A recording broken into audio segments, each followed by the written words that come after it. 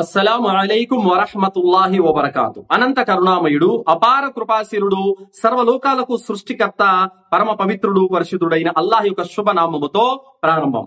నా ప్రియమైన హిందూ సోదరులారా, మీరెందుకు పీర్ల పండుగ చేస్తున్నారు? ఒక్కసారి మీరు ఆలోచించండి. ఈ పీర్ల పండగ యొక్క వెనక ఉన్న అస్సలు యొక్క చరిత్ర ఏమిటి? అసలు ఇమాం హసన్ హుసేన్ ఎవరు? ఫాతిమా ఎవరు? అలీ ఎవరు? ప్రవక్త ముహమ్మద్ సల్లల్లాహు అలైహి వసల్లం వారు ఎవరు? ఎప్పుడైనా మీరు ఆలోచించారా? వారి చరిత్ర గురించి మీరు ఎప్పుడైనా సరే పరిశీలన చేశారా? చదివారా? ఏమి తెలియకుండానే మీరు పీర్ల పండగ అంటే ఇది ఒక పండగ అన్నటువంటి భావనతో మీరు చేసుకుంటూ పోతున్నారే కానీ వాస్తవానికి దీని వెనకాల ఉన్న చరిత్ర గనక మీరు ఒక్కసారి పరిశీలన చేసినట్లయితే, చదివినట్లయితే గనక మీరు ఈ పీర్ల పండగ చెయ్యారు. ఈ మాట ఎందుకు చెబుతున్నామంటే సోదరులారా, మనము చాలా పల్లెలకు వెళ్లి అజ్ఞానపు ముస్లిములారా మీరెందుకు ఈ పీర్ల పండగ చేస్తున్నారు, చేయకండి అని చెప్పినప్పుడు, అయ్యో మేము మా మౌలానా గారు చెప్పినప్పటి నుంచి మేము మానేశాము, ఈ పీర్ల పండగ జోలికి మేము వెళ్ళటం లేదు, ఈ పీర్ల పండుగలో మేము పాల్గొనటం లేదు, అయితే మా ఊర్లో ఉన్నటువంటి హిందువులు మేము చేయకపోయినా వాళ్ళు చేస్తున్నారు, మేము నిలబెట్టకపోయినా వాళ్ళు నిలబెడుతున్నారు, మేము చందా రాబట్టకపోయినా వాళ్ళు రాబడుతున్నారు, వాళ్ళు మానటం లేదు అని కొందరు సమాధానం చెప్తే, మరికొందరు అంటున్నారు, అయ్యో మేం చేయడం లేదండి, మా ఊర్లో రెడ్డి గారు ఉన్నారు, ఆయన జరిపిస్తున్నారు ఇదంతా అని చెప్పేసి అంటున్నారు. కావున హిందూ సోదరులారా, ఒక్కసారి ఆత్మ పరిశీలన చేసుకొని వాస్తవాన్ని గ్రహించండి. అసలు పీర్ల పండగ వెనక ఉన్నటువంటి వాస్తవం, మొహర్రం 10వ తేదీన కర్బలా మైదానంలో ఏమి జరిగిందో మీకు గనక వాస్తవం తెలియాలంటే ఈ వీడియో కింద నేను ఇమాం హసన్ హుసేన్ రదియల్లాహు అన్హు యొక్క చరిత్ర, కర్బలా మైదానంలో జరిగినటువంటి చరిత్ర గురించి మీకు పూర్తి సమాచారం ఈ వీడియోలో ఉంది, మీరు తప్పనిసరిగా చూడండి. కావున నా ప్రియమైన హిందూ సోదరులారా, ఏదైతే రాగి, ఇత్తడి, ఆ యొక్క సిల్వర్ రేకుల పేర్లతో మీరు ఇమాం హసన్ పేరు పెట్టి, ఇమాం హుసేన్ పేరు పెట్టి, ఫాతిమా పేరు పెట్టి, అలీ పేరు పెట్టి, ఏదైతే మీరు ఆ పంజాలను నిలబెట్టి మెరవణ తీస్తూ ఆ రోజున ఊరేగింపులు చేస్తూ మీరు అగ్ని గుండాలు తొక్కుతున్నారో, వాస్తవానికి ఇది దైవ కార్యం అంత మాత్రం కాదు, ఇది శైతాను యొక్క కార్యము. వాస్తవానికి మొహర్రం 10వ తేదీన కర్బలా మైదానంలో ఇమాం హుసేన్ రదియల్లాహు అన్హు వారి యొక్క మరణం ఎంత భయానకంగా జరిగిందో, ఎంత భయంకరంగా జరిగిందో మీకే గనక తెలిస్తే మీరు బాధపడతారు, మీరు ఈ సంబరాలు జరుపుకోరు. అలాగని చెప్పి ఆయన మరణాన్ని గుర్తు చేసుకుంటూ ఏడవటము, దుఃఖించడము, శోకాలు తీయడం కూడా ఇస్లాంలో నిషేధమే. కావున నా ప్రియమైన హిందూ సోదరులారా, మీకు సంబంధం లేనటువంటి దాన్ని మీరెందుకు చేస్తున్నారు? ఖురాన్ హదీసు జ్ఞానం లేని, ఖురాన్ హదీసుల పట్ల అవగాహన లేని మూర్ఖత్వపు ముస్లిములు చాలా మంది ఈ పీర్ల పండుగను చేస్తూ ఉంటారు. వారికి ఇస్లాం ధర్మ అవగాహన లేని కారణం చేత అలాంటి పనులు చేస్తున్నారు. మరి మీరెందుకు చేస్తున్నారు? మీకు సంబంధం లేదు కదా ఇది. కావున సోదరులారా, ఈ పీర్ల పండగ వెనక ఉన్నటువంటి వాస్తవాన్ని మీరు గ్రహించాలి. వాస్తవానికి ఇమాం హసన్ హుసేన్ వీళ్ళు మనలాంటి సాధారణ మానవులే, దైవాలు ఎంత మాత్రం కూడా కారు. ఈ వాస్తవాన్ని మీరు గ్రహించండి. ప్రవక్త ముహమ్మద్ రసూలుల్లాహ్ సల్లల్లాహు అలైహి వసల్లం వారు ప్రియ పుత్రిక అయినటువంటి ఫాతిమా రదియల్లాహు అన్హా మరియు అలీ రదియల్లాహు అన్హు వారికి పుట్టినటువంటి సంతానమే ఇమాం హసన్ హుసేన్ రదియల్లాహు అన్హు వారు. వీళ్ళు ధర్మ పోరాటంలో వీళ్ళు షహీద్ అంటే వీరమరణం అయిపోయారు. అంతేకాని వీరు దైవాలు ఎంత మాత్రం కాదు. వీళ్ళని, మనల్ని, ఈ భూమి ఆకాశాలని, ఈ సమస్తాన్ని పుట్టించినటువంటి అండపిండ బ్రహ్మాండాన్ని సృష్టించిన దేవుడు ఒకడున్నాడు, ఆయనే అల్లాహ్. ఆయన ఈ భూమండలం మీద లేడు. ఆయన జ్ఞానపరంగా ఈ విశ్వమంతా కూడా ఆవరించి ఉన్నాడు, కానీ అస్తిత్వ ప్రకారం ఆయన 7 ఆకాశాల పైన ఉన్నాడు. అంతిమ దైవ గ్రంథమైనటువంటి ఖురాన్ గ్రంథంలో 32వ సూర 4వ వాక్యంలో అల్లాహ్ అంటున్నాడు, అల్లాహుల్లదీ ఖలకస్ సమావాతి వల్ అర్దు వమా బైనహుమా ఫీ 6 అయ్యామ్ థుమ్మ ఇస్తవా అలల్ అర్ష్ మా లకుం మిన్ దూనిహి మిన్ వలియ్యిన్ వలా షఫీన్ అఫలా తతదక్కరూన్. ఆయనే అల్లాహ్ భూమిని, ఆకాశాలను, వాటి మధ్య ఉన్న సమస్తాన్ని 6 దినాలలో పుట్టించినటువంటి వాడు. తర్వాత మహోన్నతమైనటువంటి సింహాసనాన్ని అధిష్ఠించాడు. ఆయన తప్ప మిమ్మల్ని ఆదుకునేవాడు, సిఫారసు చేసేవాడు ఎవ్వడు లేడు. అయినా కూడా మీరు హితబోధ గ్రహించరేమిటి అని అల్లాహ్ అంటున్నాడు. ఆ అల్లాహ్ ఆయన సృష్టి సామ్రాజ్య పీఠాన్ని, సింహాసనాన్ని అధిష్ఠించి ఉన్నాడు. ఆ సింహాసనం ఎక్కడ ఉంది? 7 ఆకాశాల పైన ఉంది. అర్-రహ్మాను అలల్ అర్షి ఇస్తవా, సృష్టి సామ్రాజ్య పీఠమైన సింహాసనాన్ని ఆ కరుణామయుడు అధిష్ఠించి ఉన్నాడని ఖురాన్ గ్రంథం అంటుంది. కావున మన చేతులతో మనం తయారు చేసే ఇత్తడి రేకుల్లో దేవుడు లేడు, సిల్వర్ రేకుల్లో దేవుడు లేడు. కావున మనము మన చేతులతో మనం తయారు చేసుకున్న వస్తువులు దేవుడు లేడు. కావున నా ప్రియమైన హిందూ సోదరులారా, చాలా మంది ముస్లిములు ఈ పీర్ల పండగ చేయడం లేదు, మానేశారు. కావున మీరు కూడా మారండి, సత్యాన్ని గ్రహించండి, నిజ దైవం వైపునకు మరలండి. ఈ పీర్ల పండగ అనేది దైవ కార్యం కాదు, శైతాన్ యొక్క కార్యము. వాస్తవానికి మన ఇంట్లో ఎవరైనా అతి క్రూరాతి ఘోరంగా చనిపోయిన రోజున మనం పండగ చేసుకుంటామా చెప్పండి? కానీ ఎవరైనా చేసుకుంటే కూడా చూసే వాళ్ళు ఏమంటారు, ఏమయ్యా బుద్ధుందా లేదా, నీ కొడుకు లేదా నీ అన్న నీ తమ్ముడు అంత ఘోరంగా క్రూరంగా చనిపోయిన రోజున నువ్వు పండగ చేసుకుంటున్నావా అంటారా అనరా? మరి ముహర్రం 10వ తేదీన కర్బలా మైదానంలో ఇమాం హుస్సేన్ రదియల్లాహు అన్హు వారి యొక్క మరణం కూడా చాలా ఘోరంగా జరిగింది, అతి కిరాతకంగా జరిగింది. ఆయన యొక్క ముండాన్ని వేరు చేసి ఆ తలకు కట్టెను చెక్కి వాళ్ళు సంబరాలు చేసుకున్నారు. మరి హుస్సేన్ రదియల్లాహు అన్హు యొక్క శత్రువులు పండగ చేసుకున్నారు. ఈ రోజు ఆయన మరణం జరిగిన రోజున ముహర్రం 10వ తేదీన మీరు కూడా సంబరాలు చేసుకుంటున్నారంటే ఇంకా ఇమాం హుస్సేన్ శత్రువులకి మీకు తేడా ఏముంది? ఒక్కసారి ఆలోచించండి. కావున ఏదో ముస్లింలు, కొంతమంది ధర్మజ్ఞానం లేని ముస్లింలు చేస్తున్నారు, మేము కూడా చేస్తున్నాం అన్నటువంటి ఒక అడుగుజాడలో మీరు నడుస్తున్నారే గాని వాస్తవానికి ఇమాం హసన్ హుస్సేన్ వాళ్ళు మనుషులు, దైవాలు కారు. వాళ్ళ పేర్లతో మీరు గుండెమేటలు కొట్టినా, మీరు ఆ పంజాలు నిలబెట్టడానికి లక్షలు ఖర్చు పెట్టినా, డీజేలను పిలిపించడానికి మీరు లక్షలు ఖర్చు పెట్టినా, అలాగే మీరు ఆ గుండం తొక్కడానికి అనేక రకరకాల కార్యాలు నిర్వహించడానికి చందాల రూపంలో మీరు లక్షలు ఖర్చు పెట్టినా కూడా మీకు ఒక్క రూపాయి అంత పుణ్యం కూడా మీకు రాదు. దాని ద్వారా మీకు పాపమే వస్తుంది. ఎందుకంటే ఇమాం హసన్ హుస్సేన్ ఎప్పుడు కూడా మా పేర్లతో పంజాలను నిలబెట్టి ఊరేగింపు చెయ్యండి అని ఎప్పుడు కూడా చెప్పలేదు. కావున చరిత్రలో ఈ పీర్ల పండగ అనే దానికి, ఈ పీర్ల పండగ నిర్వహించాలనే దానికి ఎలాంటి ఆధారము లేదు, ఎలాంటి గ్రంథాల నుండి నిరూపణ కూడా లేదు. ఒక ఊహలతోటి ఎవరో జ్ఞానం లేని పెద్దవాళ్ళు చేశారని దాన్ని చేసుకుంటూ రావడము ఇది వృధా కార్యము. మీరు ఖర్చు పెట్టే డబ్బులంతా కూడా బూడిదలో పోసిన పన్నీరు లాంటి తప్ప ఎలాంటి లాభం లేదు. కావున నా ప్రియమైన హిందూ సోదరులారా, దేవుడు అంటే పుట్టించేవాడే గాని పుట్టేవాడు కాదు, దేవుడు అంటే మరణాన్ని ఇచ్చేవాడే గాని మరణించేవాడు కాదు, దేవుడు అంటే ఉపాధినిచ్చేవాడే గాని తినేవాడు కాడు, దేవుడు నిద్రనిచ్చేవాడే గాని నిద్రపోయేవాడు కాదు. ఆయన ఈ భూమండలంలో నివాసం ఉండాడు. ఆయనకు తల్లిదండ్రులు, భార్య బిడ్డలు, కామకోరికలు, నిద్రాహారాలు ఎలాంటి బలహీనతలు లేనటువంటి పరమ పవిత్రుడు ఆయన. ఆయన ఎవరో పుట్టిస్తే పుట్టేవాడు కాదు, ఎవరో చంపితే చనిపోయేవాడు కాడు. ఆయనకు ఆకలి దప్పులు, కామ కోరికలు, భార్య పిల్లలు ఎలాంటి బలహీనత లేనటువంటి పరమ పవిత్రుడు. ఆ సృష్టికర్త ఈ భూమండలంలో నివాసం ఉండాడు. కావున సోదరులారా, ఒక్కసారి ఆలోచించండి.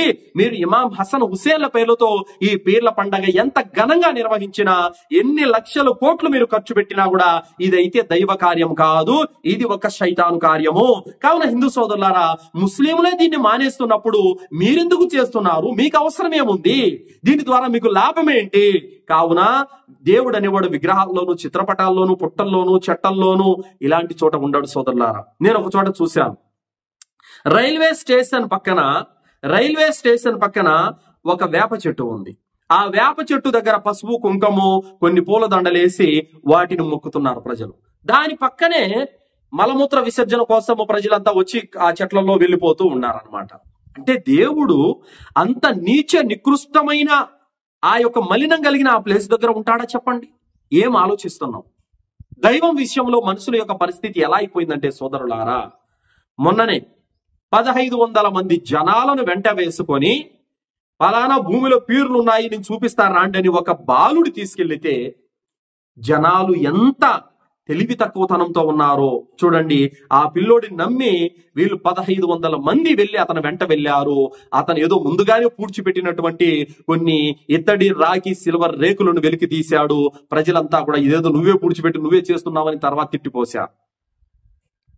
ఒకడు భోలే బాబా, అతను దేవుడునని ప్రకటించుకుంటే అతని దగ్గరికి లక్షలాది మంది జనాలు వెళ్లి 120 మంది ప్రజలు ఆ తొక్కిసలాటలో చనిపోయారు. స్త్రీల మీద రేప్ కేసు కారణంగా జైలుకి వెళ్ళొచ్చినటువంటి ఒక నీచుడు ఎలా దేవుడైతాడు సోదరులారా? ఏంటి? ఒక జంతువు మరో జంతువును మొక్కదు, ఒక పక్షి మరో పక్షిని మొక్కదు. కానీ మనం మాత్రం జ్ఞానం ఉండి కూడా, బుద్ధి వివేకాలు ఉండి కూడా సాటి మనిషిని దేవుడిగా ఎలా నమ్ముతుంది? అనంతపురం డిస్టిక్ లో ఒక బాబా ఉండేవాడు. ఆయన పేరెందుకు అవసరం లేదు. అనంతపురం డిస్టిక్ లో ఒక బాబా ఉండేవాడు. దేవుణ్ణి ప్రకటించుకున్నాడు. మరి ఆరోగ్యం బాగలేక కొన్ని నెలల పాటు మంచాన ఉండి జబ్బు బారిన పడి అనేక కష్టాలు పడి ప్రాణం పోయింది, చనిపోయాడు. దేవుడికి ఎక్కడైనా చావు వచ్చుద్దా? దేవుడు ఎక్కడైనా చనిపోతాడా? దేవునికి ఎక్కడైనా సరే రోగం వచ్చుద్దా? దేవుని ఇంకొకరు కాపాడటానికి డాక్టర్లు అవసరమా? ఆలోచించండి సోదరులారా. దేవుడు అంటే పుట్టేవాడు కాదు, మనలాంటి మనిషి కాదు. పెళ్లి చేసుకొని భార్యతో సంసారం చేసి బిడ్డలను కానీ కష్టాలు, బాధలు, రోగాలు, జబ్బులు రావడానికి మనం లాంటి మనిషి కాదు ఆయన. అలాగే సోదరులారా, రోడ్డు మీద మతి స్థిమితం లేనటువంటి ఒక పిచ్చి పట్టిన మహిళకు పాద నమస్కారాలు చేస్తున్నారు, పొల్లు దండాలు పెడుతున్నారు. ఆమె పాదాలు తాకడానికి జనాలు ఉబిళ్ళూరుతున్నారు. మతి స్థిమితం లేని మహిళ ఏం తింటుందో తెలియడం లేదు. ఆమె బట్టలు కూడా సరిగా వేసుకోవడం లేదు. ఎవరిని మొక్కాలి? ఎవరిని మొక్కుతున్నారు?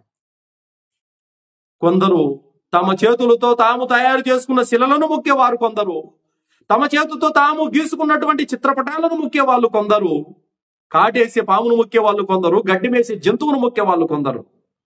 సోదరులారా, దేవుడు అనేవాడు చెట్లల్లోనూ, పుట్లల్లోనూ, జంతువుల్లోనూ, పాముల్లోనూ, చిత్రపటాల్లోనూ, విగ్రహాల్లోనూ ఎందుకుంటాడండి? ఆయనకు అవసరమేమండి? ఆయన ఆకాశాలపైన ఉన్నటువంటి స్థానం చాలా గౌరవప్రదమైనది. ఆయన ఆకాశాలపైన మహోన్నతమైనటువంటి వైభవోపేతమైనటువంటి సింహాసనాన్ని అధిష్ఠించి ఉన్నాడు. అంత గౌరవమైనటువంటి, అంత మహిమాన్వితమైనటువంటి స్థానాన్ని వదిలిపెట్టి వచ్చి మురికి గుంటల పక్కన, రైల్వే స్టేషన్ల పక్కన, చీమలు పెట్టిన పుట్టల్లోనూ, గట్టి మేసే జంతువులోనూ, కాటేసే పాములోనూ ఆయన ఎందుకుంటాడండి? దేనికి? అవసరమేముంది ఆయనకి? అంత బలహీనమైనటువంటి, అంత అపరిశుద్ధమైనటువంటి ప్రదేశాల్లోకి వచ్చి ఆయన కొలువు అవ్వాల్సినటువంటి అవసరమేముంది? లేదు. ఇది వాస్తవం కాదు. ఎందెందు చూసిన అందందే గలడు అన్నటువంటి మాట ఏదైతే ఉందో ఎక్కడుంది? అంటే దేవుడు దేంట్లో చూస్తే దాంట్లో నేను ఉండిపోతానని మీకు ఏమైనా సాక్ష్యం ఇచ్చాడా?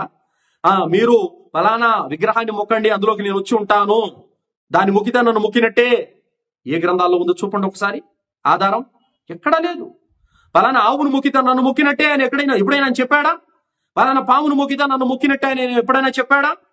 ఫలానా చెట్టును మొక్కితే నేను మొక్కినట్టే అని ఎక్కడని చెప్పా? లేదు. ఇవన్నీ కూడా ఏంటంటే ఎవరో పిచ్చి పట్టినటువంటి కొందరు వ్యక్తులు, రాత్రి నేను కళ చూశాను, ఫలానా గుట్ట మీద దేవుడు నాకు గుడి కట్టండి అన్న కళ్ళలో కనిపించేపాడంటే వెంటనే లక్షలు ఖర్చు పెట్టి కట్టేస్తారు. ఫలానా రైల్వే స్టేషన్ పక్కన ఉన్న యాప చెట్టు దగ్గర దేవుడు కొలువై ఉన్నాడు, నా కళ్ళలో కనిపించాడు, వెంటనే ఇంకా పూజలు అక్కడి నుంచి. ఆలోచించాలి. దేవుడు అనేవాడు ఈ విధంగా ఎందుకుంటాడు? రైల్వే స్టేషన్ల పక్కన, పుట్ల పక్కన, బస్టాండ్ల పక్కన, మురిక్కాలువల పక్కన ఎందుకుంటాడండి? మనిషి ప్రతి విషయంలోనూ జాగ్రత్త పడుతున్నాడు, మోసపోడు. కానీ ఒక్క దైవం విషయంలో మాత్రము పచ్చిగా మోసపోతున్నాడు. బాబాలను దేవుడు అంటున్నాడు, పిచ్చి పట్టిన వాళ్ళని దేవుడు అంటున్నాడు, వస్తువులను దేవుడు అంటున్నాడు, సమాధులను దేవుడు అంటున్నాడు. నిత్య సృష్టికర్తను మాత్రం దైవంగా భావించడం లేదు. కావున నా ప్రేమైన హిందూ సోదరులారా, జ్ఞానం లేనటువంటి ముస్లిం సోదరులారా, ఆలోచించండి. దేవుడు అనేవాడు ఎండపిండ బ్రహ్మాండాన్ని సృష్టించిన వాడు. మధ్యలో నువ్వు తయారు చేస్తే వచ్చినవాడు కాదు. నువ్వేదో ఒక మట్టితో పిసికి దానికి రంగులేసి ఒక ఆకారాన్ని ఇస్తే ఆయన దేవుడు అయిపోడు. నువ్వు పుట్టించేదేంటి? నువ్వు పుట్టకముందు, భూమి పుట్టకముందు, ఆకాశాలు పుట్టకముందు, ఈ సమస్తం తయారు కాకముందు నుంచి ఆయన ఉన్నాడు. మధ్యలో నువ్వు తయారు చేసేదేంటి ఆయన్ని? ఆలోచించండి. మనం తయారు చేసుకొని రంగులేసుకున్నా, దానికి బంగారు తొడుగు తొడిగినా అది మనిషి చేసిన వస్తువే తప్ప అది దైవం కాజాలదు. ఈ వాస్తవాన్ని గ్రహించండి. అల్లా అంటే మనలాంటి మనిషి కాదు. అల్లా అంటే ఎవరో తయారు చేస్తే వచ్చిన వాడు కాదు. సర్వ లోకాలను సృష్టించిన వాడు. ఆయన తప్ప మరొక ఆరాధ్య దైవం ఎవడు లేడు. ఆయన మీలాగా నాలాగా పుట్టినోడు కాదు. మీలాగా నాలాగా పెళ్లి చేసుకుని భార్యతో సంసారం చేసి బిడ్డల కన్నవాడు కాదు. మీలాగా నాలాగా మానవ జీవితం కాదు ఆయనది. ఆయన మహోన్నతమైనటువంటి అపారమైన శక్తి సంపన్నం కలిగినటువంటి మహోన్నతమైనటువంటి సృష్టికర్త. ఆయన తప్ప మరొక దేవుడు ఎవడు కూడా లేడు. ఎవరైతే మనలాగా పెళ్లి చేసుకున్నారో వాళ్ళు దైవాలు కారు. ఎవరైతే మనలాగా పుట్టారో వాళ్ళు దైవాలు కారు. ఎవరైతే మనలాగా కామ కోరికలు తీర్చుకుంటున్నారో వాళ్ళు దైవాలు కారు. ఎవరైతే 2, 3, 4, 5 పెళ్లిళ్ళు చేసుకొని దైవాలుగా పిలువబడుతున్నారు వాళ్ళు కూడా దైవాలు కాజాలరు. వాళ్ళు మనలాంటి మనుషులే. అందుకోసమే వారికి అమ్మా నాన్నలు ఉన్నారు. అందుకోసమే వారి కామ కోరికలు ఉన్నాయి కాబట్టి పెళ్లిళ్ళు చేసుకున్నారు. అందుకే వాళ్ళు భార్యలతో సంసారం చేసి బిడ్డల్ని కన్నారు. అందుకే వారికి కూడా సమస్యలు, బాధలు, ఇబ్బందులు వచ్చాయి. అందుకోసమే వాళ్ళు అడుగులు పాలై ఉన్నారు. అందుకోసమే యుద్ధాలు చేశారు. రోగాలు, జబ్బులు కూడా భరించి ఉన్నారు. మనలాంటి సాధారణ మనుషులే వాళ్ళు దైవాలు కాచాలరు. కావున ఇమాం హసన్ హుసేన్లు కూడా మానవులే. వాళ్ళని మీరు దైవాలుగా భావించి మీరు మకాన్లో పంజాలో నిలబెట్టినంత మాత్రాన వాళ్ళు దైవాలు అయిపోరు. వాళ్ళకి ఈ విషయం ఏమాత్రం సంబంధం కూడా లేదు. ఇది దైవ కార్యం కాదు, శైతాను కార్యము. కావున మమ్మల్ని అందరినీ సమస్తాన్ని పుట్టించిన దేవుడు ఒకే ఒక్కడు అల్లా. ఆయన తప్ప మరొక దేవుడు ఎవడు లేడు. ప్రవక్త ముహమ్మద్ రసూలుల్లాహ్ సల్లల్లాహు అలైహి వసల్లం అల్లా పంపగా వచ్చినటువంటి చిట్ట చివరి దైవ సందేశహారుడు. ఆయన సందేశాన్ని విన్నటువంటి వారు సాఫల్యం పొందుతారు. కావున సోదరులారా, మీకు కర్బలా మైదానంలో ఏం జరిగిందో ముహర్రం 10వ తేదీన అసలు ఇమాం హసన్ హుస్సేన్ ఎవరో మీకు పూర్తిగా తెలియాలంటే క్రింద నేను లింక్ ఇస్తున్నాను. ఆ లింక్ లోకి మీరు వెళ్ళి వీడియో బాగా పరిశీలన చేసి వినండి. మీకు వాస్తవం అర్థమవుతుంది. ఈ అధర్మ కార్యాలు, పాప కార్యాలు మానేసి నిజ సృష్టికర్త అయినటువంటి దైవ వైపునకు మరలండి. సన్మార్గాన్ని పొందండి సోదరులారా. అల్లాహ్తో నేను దువా చేస్తున్నాను. విన్నటువంటి విషయాలపైన పరిపూర్ణమైనటువంటి విశ్వాసంతో నిజ దైవాన్ని గుర్తించి ఆయన ధర్మాన్ని అనుసరించే భాగ్యాన్ని అల్లాహ్ మనందరికీ ప్రసాదించుగాక. ఆమీన్. అస్సలాము అలైకుం వరహ్మతుల్లాహి వబరకాతుహు.